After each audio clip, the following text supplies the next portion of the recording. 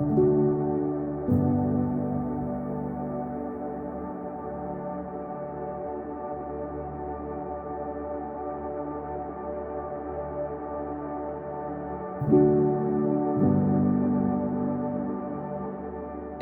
is ultimately the largest employer of people who are blind in about a 7-state region. So we look just like a tissue converter in Wisconsin or Oklahoma, and we produce roll towels, we produce bathroom tissue. It's a bustling factory, right? We are turning 18 to 25,000 cases per week out of this facility.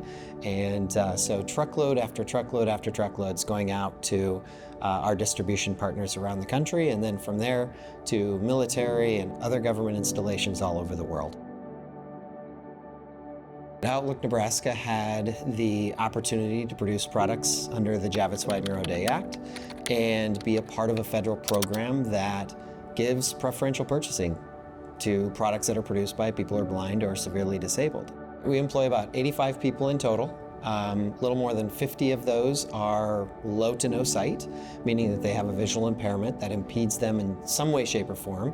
And we give them opportunities from entry-level skill set all the way through leadership positions. If someone is growing and thriving and wants more and loves accounting, well, we're going to find a way to get you into the accounting department and figure out how to help you prosper in your role. So it's really important to meet them where they are, talk with them about what their life goals are, what their career goals might be, and then map their direction either within our walls or outside our walls. We really don't care whether they're here in 10 years or they're here for 2 and go work for somebody down the street. We want to celebrate their success in achieving what they want to do.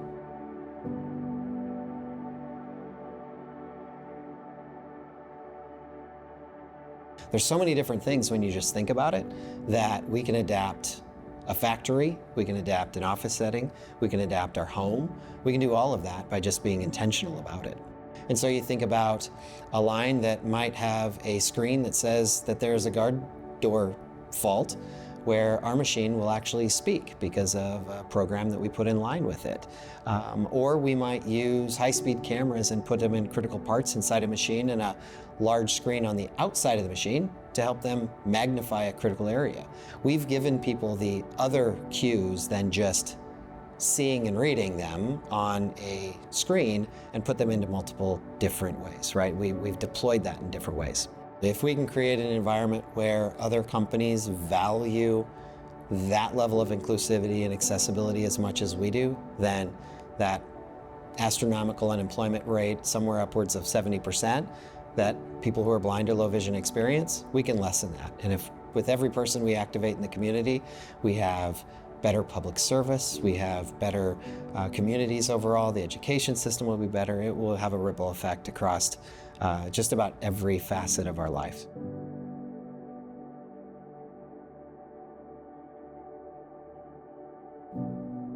We started employing people in the early 2000s, and we learned so much. We learned how to help them earn a paycheck, but what really emerged was how can we help them throughout their day?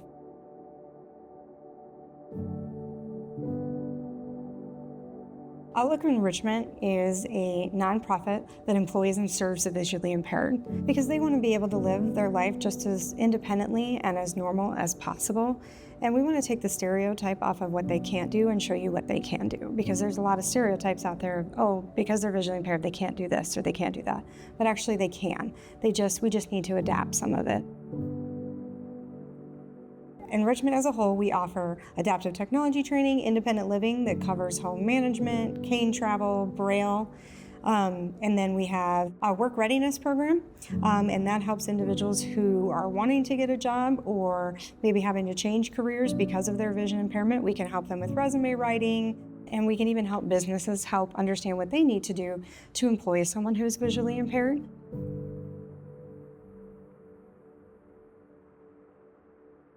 I think one thing that I like about Outlook that sets us apart is our trainers are visually impaired themselves, so they're using this technology every day. So they'll do webinars.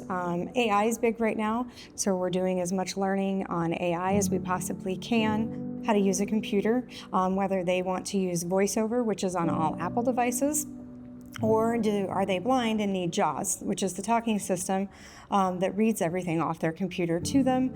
And then we can teach CCTVs are part of adaptive technology.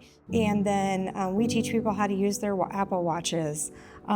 Just some people want to learn how to scroll through Facebook or be able to check their email and do all of that independently. It gives our clients a sense of comfort knowing, okay, they're living what I'm living, so they know what I'm going through and they can relate better.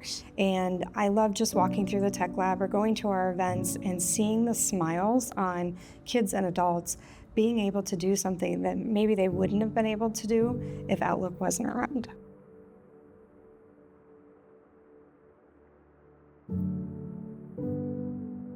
We have health and wellness. Health and wellness includes support group that's virtual and in person because we can serve the whole country with our services. And then arts and recreation, we partner with 2 of the adaptive sports guys from UNO to do adaptive recreation activities, anything from rock climbing to we've taken people to the gun range. We do tandem bike rides, anything and everything we can think of, we try to do along with some arts and cultural activities.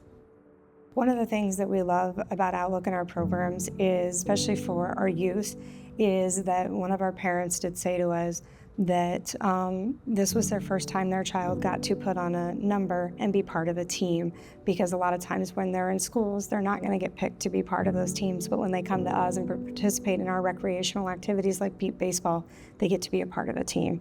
And our youth is very important to us, like all of our clients, but giving them that confidence to know that, hey, I can come do this and I get to do everything that my peers are doing.